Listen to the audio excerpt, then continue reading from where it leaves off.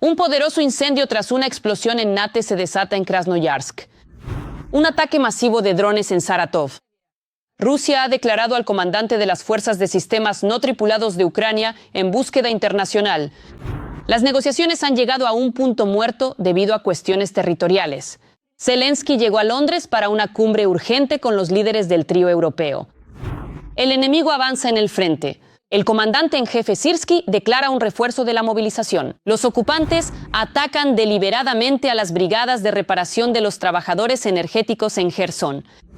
Rusia se ha visto sacudida por una serie de protestas masivas. La gente salió a manifestarse enérgicamente contra el reciente y significativo aumento de impuestos. Además, a Timur Ivanov, un exsubordinado de alto rango de Shoigu, le confiscaron bienes y propiedades por un valor total que supera los 15 millones de dólares estadounidenses, lo que ha generado gran controversia y atención pública. En los espacios de YouTube, un incendio de gran magnitud en Rusia. Cerca de la central termoeléctrica en Krasnoyarsk, Rusia, arde un incendio tras varias explosiones. Así lo informan los medios rusos. Según testigos presenciales, ocurrieron 2 explosiones cerca de la central termoeléctrica número 1. El Ministerio de Emergencias ruso informó que están ardiendo tanques de gasolina y pellets de combustible. El fuego se ha extendido a 850 metros cuadrados. Los grupos locales en redes sociales están difundiendo activamente fotos del lugar del incidente. En ellas se pueden ver densas columnas de humo y llamas intensas.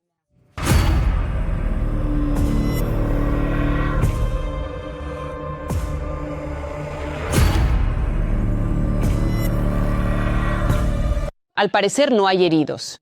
Tampoco hay información sobre las causas de las explosiones.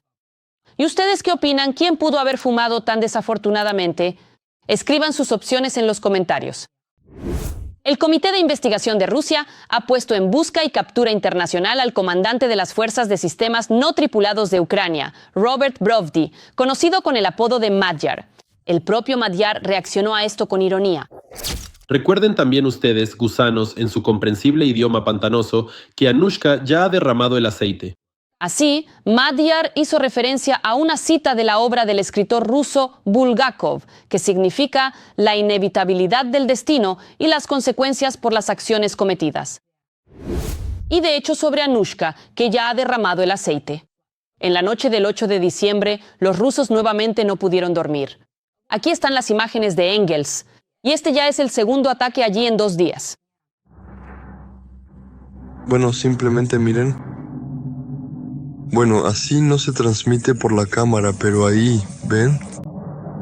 Algo muy fuerte, rojo, brumoso, realmente fuerte, de verdad. El edificio se ve borroso. Y por ese lado, bueno, así es. No hubo tranquilidad en la parte ocupada de Donetsk. Canales locales informan que el ataque fue contra el sector energético.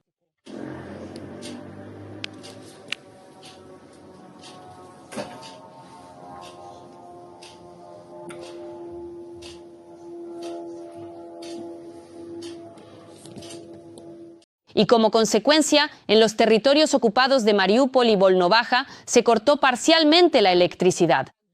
También estuvieron bajo ataque de drones ucranianos Volgogrado, Tula, la región de Rostov, y se registró la actividad de la defensa aérea rusa en Moscú y la región de Leningrado. Por su parte, el Estado Mayor confirmó el impacto en varios objetivos en los territorios temporalmente ocupados. Con el objetivo de interrumpir el sistema logístico del enemigo en el territorio temporalmente ocupado de la región de Lugansk, en la zona de Chmirevka fue destruido un depósito de municiones. En la zona de Donetsk, temporalmente ocupada, fue destruido un almacén de drones de los ocupantes rusos. Además, con el fin de debilitar la capacidad del enemigo para almacenar y transportar materiales, combustibles y lubricantes. Fue destruido un almacén de combustibles y lubricantes de una unidad enemiga en la zona de Semeikino en la región de Lugansk.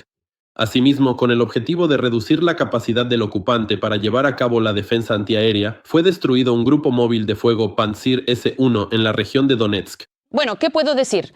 Definitivamente me gusta cómo arde todo esto. Como se dice que arda con fuerza para que no se apague, Leyendo los comentarios bajo los episodios anteriores, veo que muchos nos ven desde Kazajistán, Moldavia, Europa e incluso Estados Unidos. Nosotros, los ucranianos, les estamos muy agradecidos por su apoyo y estamos orgullosos de tener espectadores tan sensatos. Escriban bajo este episodio desde qué país nos ven y si en su país apoyan nuestra lucha contra el imperio del mal. Siempre leo sus comentarios con mucho gusto y nosotros, mientras tanto, continuamos. A continuación viene lo más interesante. El comandante en jefe Oleksandr Syrskyi declaró que no tenemos otra opción debido al avance del enemigo. Ucrania debe intensificar la movilización y fortalecer su ejército para poder repeler en el futuro la agresión rusa a gran escala. El punto clave de aplicación de nuestros esfuerzos no es el equipamiento, sino las personas. Movilización, reclutamiento, nuevos contratos y, en consecuencia, una preparación de calidad. En la formación del personal no podemos quedarnos quietos, sino que debemos desarrollarnos y avanzar. Y sobre lo que está ocurriendo en el frente y a su alrededor en estos momentos en nuestro informe. A lo largo de la línea del frente, que supera los 1.250 kilómetros, están desplegados más de 710.000 ocupantes rusos. A pesar del gran número de efectivos del ejército enemigo, las fuerzas de defensa de Ucrania avanzaron en 4 direcciones, mientras que los rusos solo en una. Putin ya ha declarado en repetidas ocasiones que ha sido capturado. Pokrovsk, Mirnograd, Konstantinovka, sin mencionar otros, todos. Kupiansk, especialmente, varias veces izaron banderas e incluso el propio Putin dijo no es que le informaran, sino que él mismo anunció que la ciudad había sido capturada, al igual que Volchansk. Es decir, necesita demostrar la captura real de territorio y mostrarnos que continuarán las operaciones ofensivas. Y si no aceptamos sus condiciones, si no cedemos, y mucho menos la región de Donetsk por completo, él, en consecuencia, continuará desarrollando operaciones ofensivas en invierno, intensificándolas, aumenta la presión en el frente y refuerza la presión en la retaguardia sobre la gente común, sobre el sector energético, para que en invierno la gente pase frío, sembrar pánico y dudas, y así, en estos pocos meses, lograr de hecho sus objetivos. En cuanto a la primera etapa, esto significa un alto el fuego en sus condiciones y la firma de la paz. Y luego, la preparación de posibles nuevas operaciones. Los rusos atacaron la presa del embalse de Pechenegi en la región de Yarkov. El tráfico por la carretera ha sido suspendido.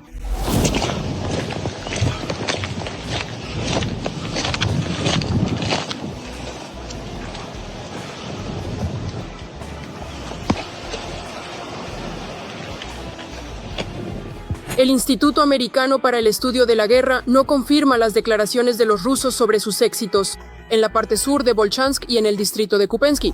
Estamos en contacto desde la dirección de Volchansk. Aquí está ella. Minila. Un corresponsal militar ruso afirmó que sus tropas habían avanzado hacia la parte sur de Volchansk, mientras que un segundo afirmó que los rusos habían capturado la aldea de Liman y controlaban el 80% de Volchansk. Los ocupantes utilizan la táctica de colorear supuestamente las zonas que han tomado. En muchos casos, en estos territorios todavía se están llevando a cabo combates y es demasiado pronto para hablar de una captura.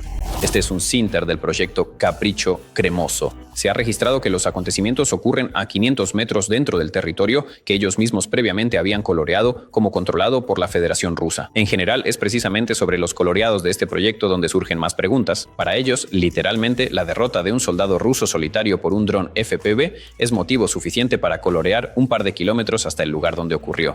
Pero, al mismo tiempo, hay que recordar en general que el control en la realidad actual es un concepto bastante relativo, especialmente en las ciudades. Porque, si en campo abierto el avance aún está al menos algo dificultado, los barrios urbanos, donde es fácil esconderse de los drones, son un auténtico patio de paso. Es decir, por ahora solo podemos afirmar que en la zona que antes se marcaba como rusa se están librando combates, lo cual ya de por sí no está mal. Los militares rusos continuaron las acciones de combate en la región de Zaporilla. En particular, los ocupantes atacaron cerca de Guliáipole y Orekovo. Sin embargo, no hay cambios confirmados en la línea del frente. En Guliáipole es poco probable que hoy la actividad sea menor. Aquí también está operando nuestra unidad de asalto. Ustedes saben que los rusos periódicamente difunden, entre otras cosas, noticias falsas sobre que supuestamente han avanzado en algún lugar. Es evidente que estas noticias falsas están dirigidas, ante todo, a la sociedad ucraniana para crear, en consecuencia, un trasfondo emocional. El 21 de noviembre, los canales de propaganda publicaron un video en el que los soldados sostienen la bandera de la Federación Rusa en la dirección de Alexandrovsk y afirman la ocupación de Tijoye y Otradnoye. Los militares ucranianos liberaron la aldea de Tijoye en la región de Dnipropetrovsk, distrito de Sinelnikove, de los ocupantes. Hay videos que lo confirman.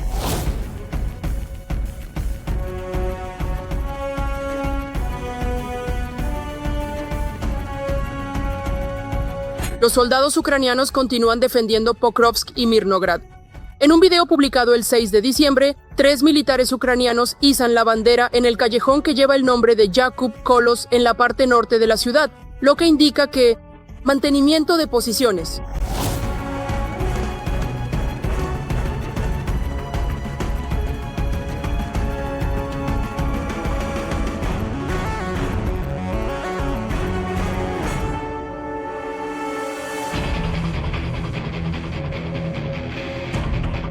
El comandante en jefe de las Fuerzas Armadas de Ucrania calificó esta etapa de la defensa como extremadamente difícil. Nuestra estrategia consiste en agotar al máximo al ejército ruso, evitar su avance, mantener nuestro territorio al mismo tiempo, atacando al enemigo en la retaguardia, en la profundidad operativa y en el propio territorio de Rusia, con el objetivo de socavar su potencial defensivo y sus capacidades industriales. El general Oleksandr Syrski también declaró en una entrevista que las fuerzas ucranianas mantienen posiciones en el norte de Pokrovsk. El ejército ucraniano está llevando a cabo una operación defensiva estratégica destinada a frenar el avance del enemigo, impedir su avance hacia las profundidades, infligiéndole las máximas pérdidas y realizando acciones contraofensivas en aquellos sectores donde vemos la vulnerabilidad del enemigo. Al mismo tiempo, los rusos lograron complicar significativamente la logística ucraniana en la dirección Pokrovsky. El objetivo de los ocupantes es cortar completamente las rutas ucranianas de suministro y evacuación, pero hasta ahora no han logrado rodear a las guarniciones ucranianas en ambas ciudades. Esto también lo confirma el Instituto Americano para el Estudio de la Guerra. Las fuerzas ucranianas mantienen una logística limitada en la dirección Pokrovsko-Mirnograd, pero es muy probable que las tropas rusas puedan interrumpir las rutas ucranianas de evacuación y las líneas de comunicación terrestre utilizando artillería y drones. Las fuerzas de defensa intentan organizar rutas logísticas adicionales para abastecer a las unidades. Durante la semana, la dirección principal fue el norte de la región de Donetsk. Fue precisamente allí donde los rusos trasladaron personal militar. El traslado se realizaba en columnas escoltadas por la policía militar. La dirección dominante esta semana fue el norte de la región de Donetsk. Desde la dirección de Berdiansk, a través de la ciudad de Mariupol en dirección a Volnovaja, se registraron diariamente de 10 a 20 camiones, principalmente con personal militar y sin marcas tácticas. Esto indica la presencia de nuevas unidades tras su preparación y coincide con el calendario de entrenamientos. A pesar de ello, a pesar de las graves pérdidas, el ritmo del avance de la Federación Rusa está aumentando. Paralelamente, Rusia continúa intensificando los ataques contra las ciudades ucranianas. No dejo de admirar el coraje y el heroísmo de los soldados ucranianos. Ellos mantienen el frente y resisten a una enorme horda que los supera ampliamente en número. Por eso, hago un llamado a apoyar a las Fuerzas Armadas de Ucrania. Y si no tienen la posibilidad de hacerlo económicamente, escríbanles palabras de apoyo en los comentarios. Sé que ellos nos están viendo. Este video debe estar en La Haya. Sabemos que Rusia viola todas las leyes, incluidas las leyes de guerra. Y aquí hay otra prueba de ello. Esto es Jersón. El día anterior, los rusos atacaron deliberadamente varias veces a las brigadas de trabajadores energéticos que intentaban reparar la central termoeléctrica.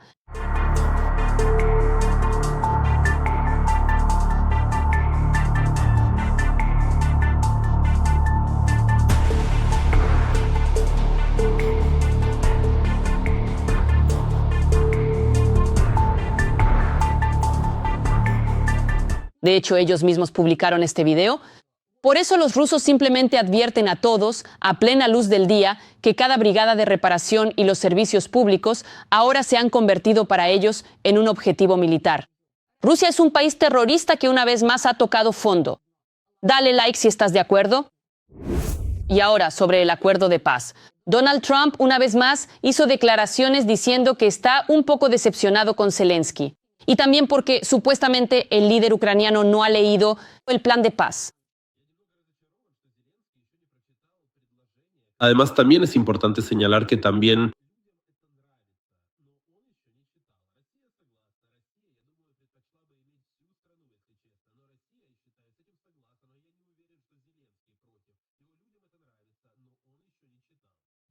El presidente ucraniano Zelensky también hizo una declaración. hay una visión de Estados Unidos, de Rusia y de Ucrania, y no tenemos una opinión unificada respecto al Donbass, dijo, y añadió que Kiev insiste en un acuerdo separado sobre garantías de seguridad por parte de los aliados occidentales, principalmente de los Estados Unidos de América. Hay una pregunta a la que yo y todos los ucranianos queremos obtener respuesta. Si Rusia vuelve a iniciar la guerra, ¿qué harán nuestros socios?, dijo Zelensky. ¿Y ustedes qué piensan? ¿De verdad creen que Estados Unidos está dispuesto a vender a Ucrania? Escriban en los comentarios. Mientras tanto, el presidente de Ucrania, Volodymyr Zelensky, llegó a Londres. En la capital británica, el jefe de Estado ucraniano mantendrá una serie de reuniones bilaterales, entre ellas con el primer ministro del Reino Unido, Keir Starmer, así como con el presidente de Francia, Emmanuel Macron, y el canciller de Alemania, Friedrich Merz. Juntos, discutirán la situación en Ucrania y el curso de las negociaciones con la mediación de Estados Unidos. El programa también prevé la discusión de cuestiones de seguridad y paquetes de apoyo para la defensa de Ucrania, que siguen siendo temas clave de la semana diplomática. Por ahora, seguiremos atentos a la visita. Esperamos más detalles y, por supuesto, les contaremos todo en las próximas ediciones. Adiós, Europa. Donald Trump abandona a un socio de muchos años y propone a los europeos que en materia de defensa solo cuenten con ellos mismos. Los estadounidenses ya no ocultan sus planes y los cuentan abiertamente en reuniones privadas con diplomáticos. La verdad está a la vuelta de la esquina. En Estados Unidos se acercan las elecciones intermedias, por eso Donald Trump intenta estar en dos bandos a la vez. Más sobre el nuevo sistema de seguridad mundial en el reportaje. Trump abandona, o más bien deja de lado a Europa. Washington ya no quiere ser el principal garante de la seguridad de la UE.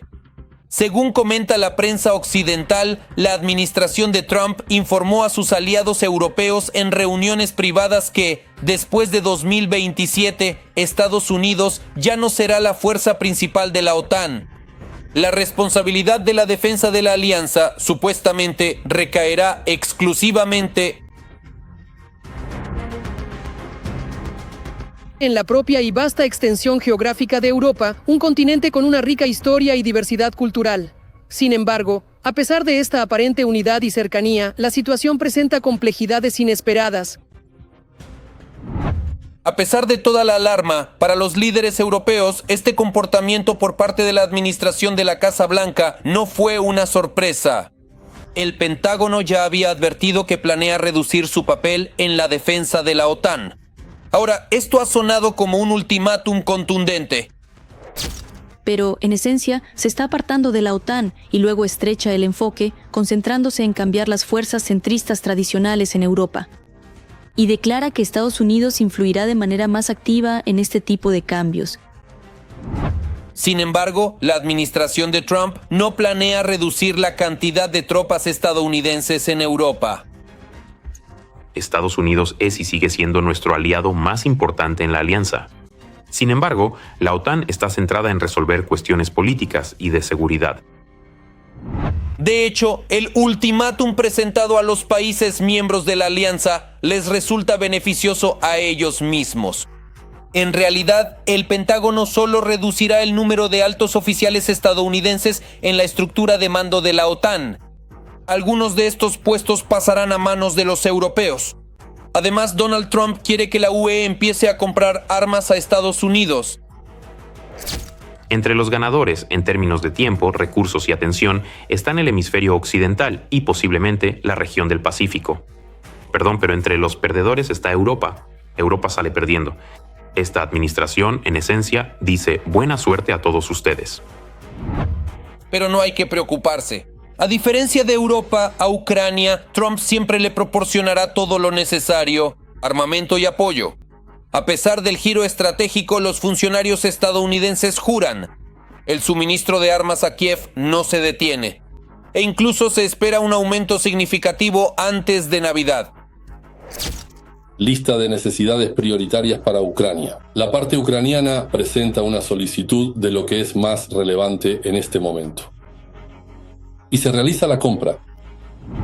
Parece que Trump finalmente se ha convencido de que no tiene sentido hacer entrar en razón a Putin. Así que, de cara a 2026, el presidente estadounidense decidió pasar al plan B, el famoso paz a través de la fuerza. Rusia está aumentando el nivel de los ataques híbridos. Pero el matón del Kremlin solo entiende el lenguaje de la fuerza. Solo eso. Por eso, cualquier intento de llegar a un acuerdo después de otro escenario agresivo por parte de Rusia, como este, por ejemplo, Putin lo percibirá como una debilidad de Europa, y presionará aún más fuerte. Sin embargo, por mucho que Putin presione a Europa, a él mismo lo presionan mucho más fuerte. Esta guerra ya lleva 4 años y se han perdido más de 1 millón de vidas allí.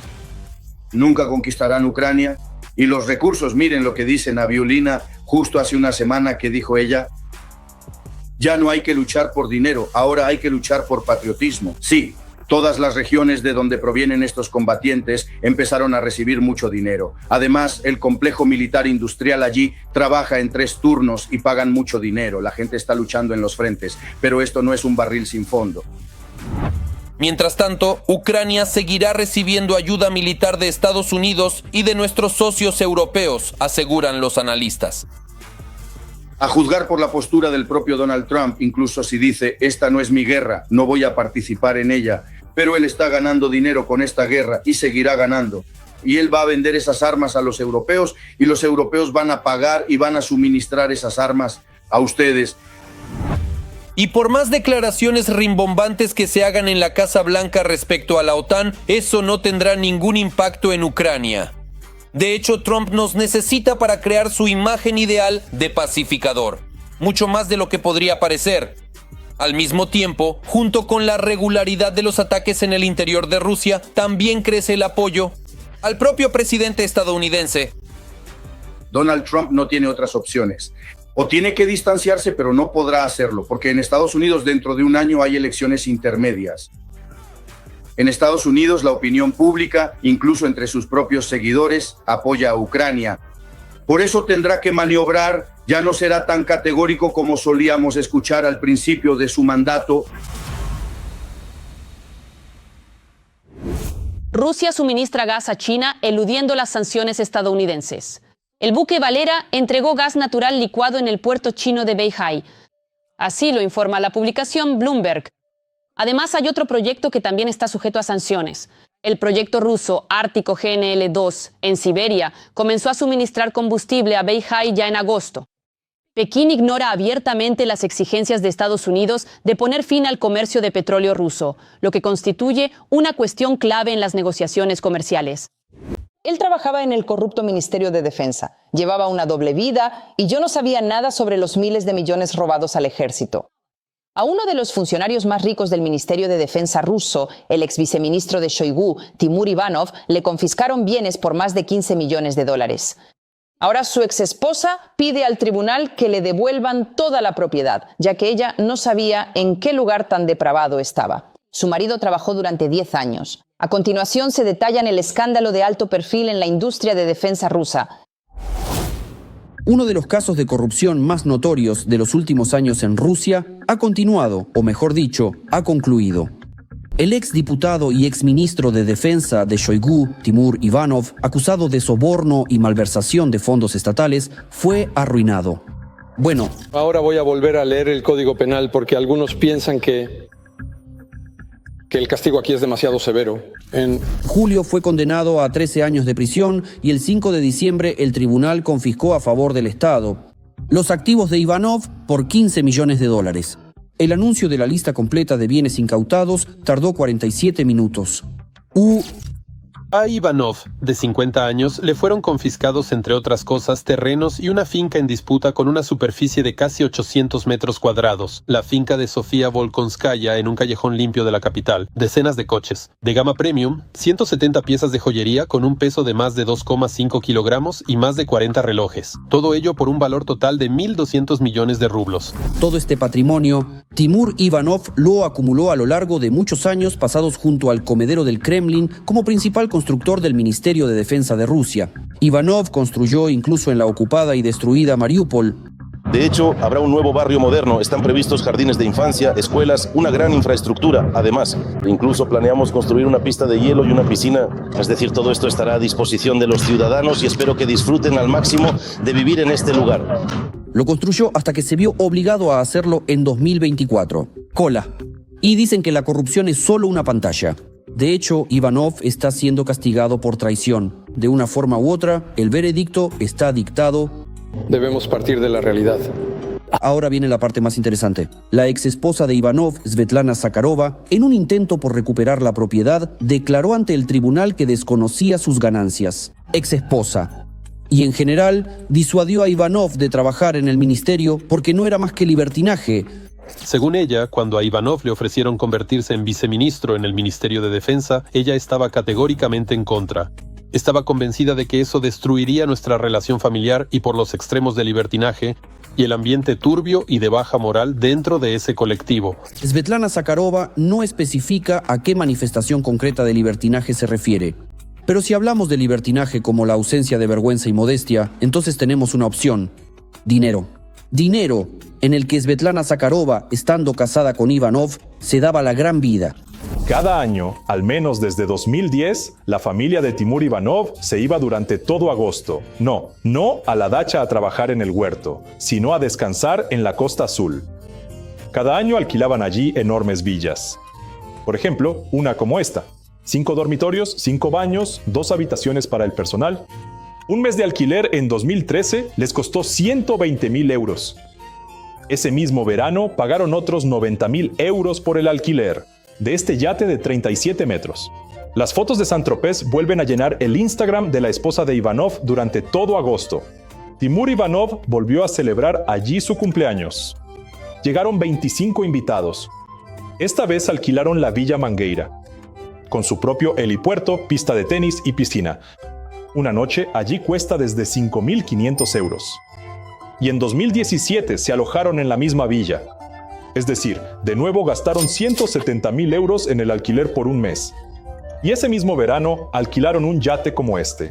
Solo en 6 años de vacaciones regulares en la Costa Azul, la familia Ivanov gastó casi 1,5 millones de euros. 1.300.000 por un total de medio año. Al mismo tiempo, los ingresos anuales oficiales de los Ivanov son de unos 25 millones de rublos, o $330.000. Sí, es correcto. Casi todo el presupuesto anual de la familia se gastaba en un mes en San Rafael. Estamos preparados para cumplir cualquier tarea, por eso el complejo de construcción militar, el Ministerio de Defensa, siempre están listos para cumplir cualquier tarea. Y todo este lujo con dinero del que supuestamente Svetlana Zakharova no sabía nada.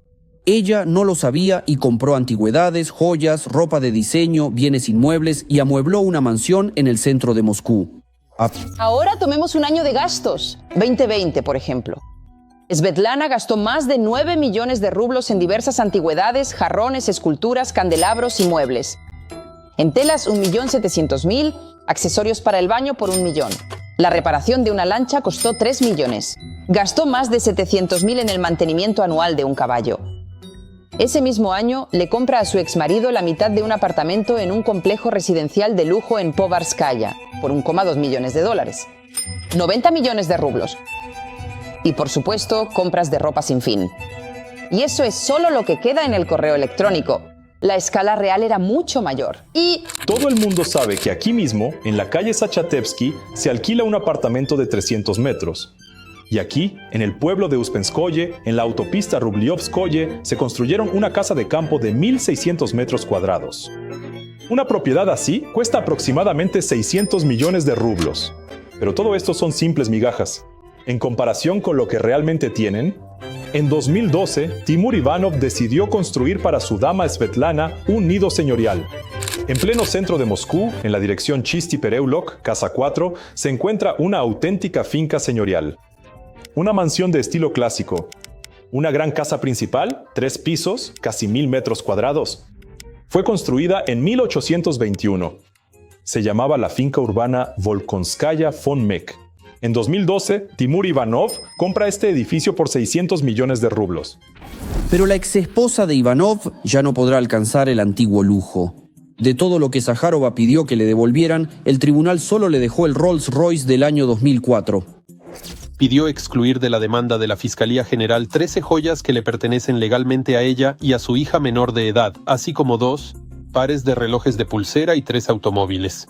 Se trataba de un anillo comprado en la subasta de Christie's de la marca Graf, así como de piezas de Cartier y Van Cleef, que según ella adquirió durante su primer matrimonio.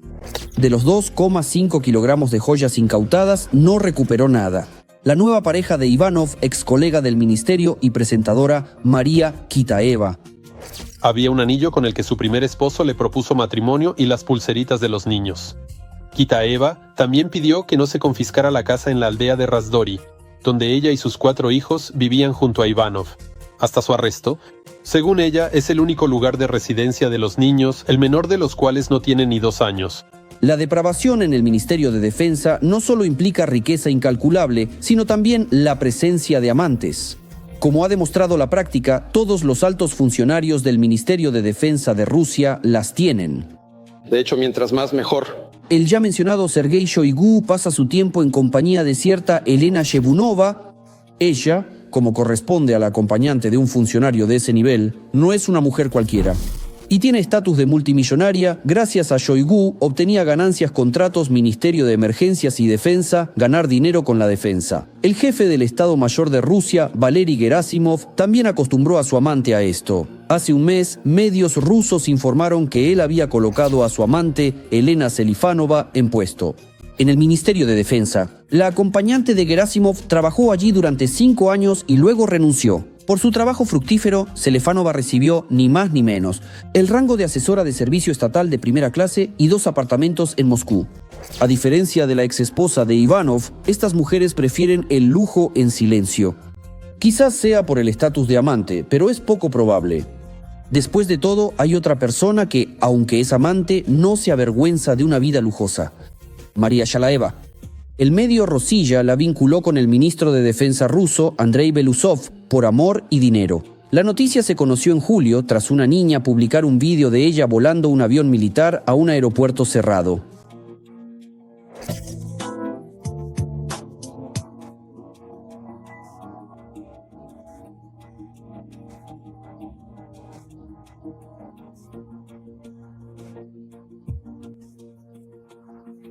Tras el escándalo, Shalaeva eliminó la publicación de sus protectores en el Kremlin. Medios progubernamentales escribieron para tender una trampa a Belousov.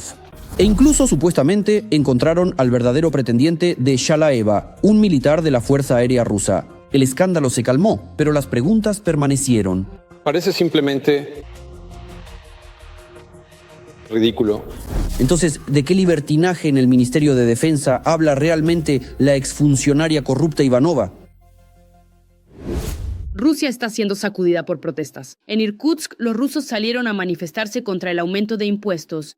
Atención, bajo los lemas por la victoria, por Putin, quien fue precisamente el que firmó este decreto. Vladimir Vladimirovich, aprovechando la Constitución y las leyes de Rusia, haciendo uso del derecho de veto y otros mecanismos dentro de las iniciativas legislativas, devuelva la ley para su reconsideración. Presérvenos la posibilidad de vivir y trabajar. Los manifestantes declararon que apoyan la lucha contra el fascismo, forjan la victoria, ayudan al ejército y compran drones. Pero el aumento de impuestos los obligará a cerrar sus empresas. Por eso, los empresarios pidieron al soberano que vetara la ley ya firmada y la enviara para una nueva revisión. Ante la observación de que eso nunca había ocurrido en la historia de Rusia, el organizador respondió que todo sucede por primera vez. Oh, Vladimir Vladimirovich, por favor, haga uso de su importante derecho. Veto. ¿Y qué les parece todo este cringe a la rusa? Escriban, no se contengan en los comentarios. El año 2026 podría convertirse para Rusia en el año de la ola del terrorismo islámico si no se toman medidas urgentes. Esa señal provino desde dentro de la propia FSB. En Bashkiria desmantelaron una célula de radicales. Su principal objetivo es la creación del califato mundial. El informe de que el terrorismo islámico está levantando cabeza en el corazón de Rusia ya está sobre la mesa del jefe de la FSB, Alexander Bortnikov. Moscú y las grandes ciudades están en una zona de riesgo especial. ¿Le espera a la imperio del mal un nuevo Crocus o algo aún más aterrador? Investigaron nuestros periodistas. Estas imágenes se están transmitiendo activamente ahora en la televisión rusa. En ellas aparecen empleados del FSB que detienen en Bashkiria a una célula de terroristas internacionales que difundían la idea de crear un califato mundial. 8 detenidos predicaban entre los musulmanes la ideología de una organización terrorista prohibida en Rusia. Durante reuniones clandestinas, reclutaban a otras personas para sus filas. Pero este tipo de materiales, últimamente, se están volviendo cada vez más raros en la televisión rusa. Y las ideas clave en ellos son las siguientes. El FSB informó sobre el aumento de la amenaza de atentados dentro del país. Periódicamente en Rusia se crea un objetivo para la ira. En su mayoría siempre se trata de alguna fuerza externa, pero de vez en cuando surge la necesidad de empezar a caldear la situación. Los servicios de seguridad rusos registran un aumento del terrorismo islámico en Rusia. Según informan los medios, un informe de este tipo fue recibido por el jefe del FSB, Alexander Bortnikov, pero aún no ha sido entregado al dictador ruso Putin.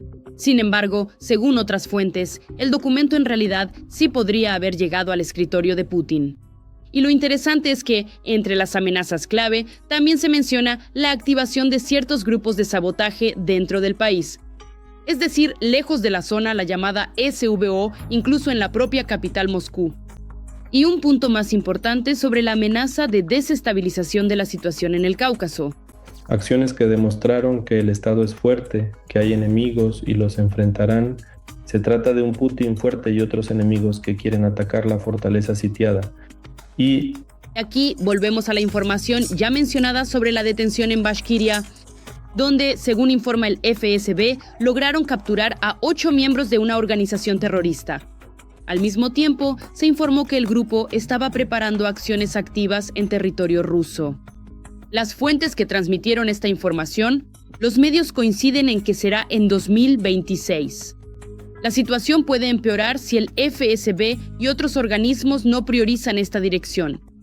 Pero aquí no hay que olvidar que mensajes de este tipo en Rusia no se comunican porque sí. Son provocaciones bien planificadas. Además, tales atentados realmente pueden ser organizados por los servicios especiales rusos, ya que es un trabajo tanto para el público interno como para el externo. Para los propios rusos, esto es simplemente una desestabilización banal de la situación.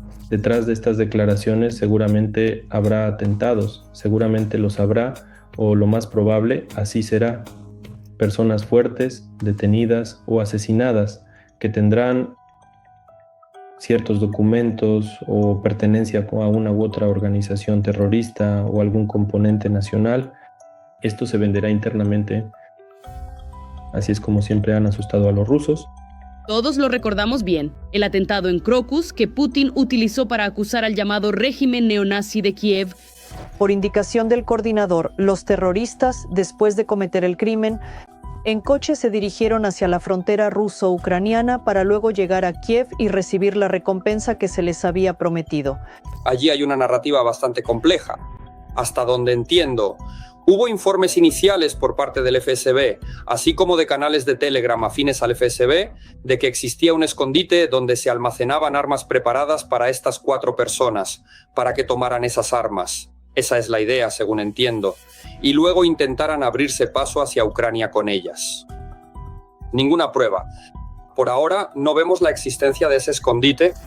Al final, esta tragedia se convirtió en una herramienta para movilizar a la sociedad y en un impulso para una nueva ola de firmas de contratos voluntarios con el ministerio ruso de la muerte, pero para el círculo externo, crear una noticia falsa ya no es tan sencillo, principalmente porque habría que volver a vincularla con Ucrania. Y esto es exactamente lo que está sucediendo ahora en el Kremlin, de importancia crítica. Si esto se utiliza en el caso de Ucrania, es decir, encontrarán nuevamente la tarjeta de visita de Budanov condicionalmente. Entonces no se venderá internamente. Lo más probable es que se venda fuera del país. Y Estados Unidos, mire, no está luchando según las reglas de la guerra. Otros expertos dicen lo mismo. Toda una serie de actividades por parte del FSB. Esto es preparación para atentados en Rusia y Ucrania. En Ucrania, el objetivo es desmoralizar a la sociedad en medio de escándalos, cortes de luz y la situación en el frente. En Rusia, agitar a la población para justificar una nueva ola de movilización. En otras palabras, el régimen gobernante ruso es perfectamente capaz de organizar por sí mismo una serie de atentados dentro del país, para luego culpar a Ucrania e intentar presionar en las negociaciones. O bien, asustar definitivamente a los rusos y empujarlos hacia una movilización total. ¿Qué les parecen nuestras noticias? Escriban qué deberíamos cambiar. Para mejorar, sin duda lo tendremos en cuenta. Y mientras tanto, denle like a este video para apoyar lo que hacemos. Y no olviden suscribirse a nuestro canal Ucrania Hoy para no perderse los próximos episodios. ¡Nos vemos!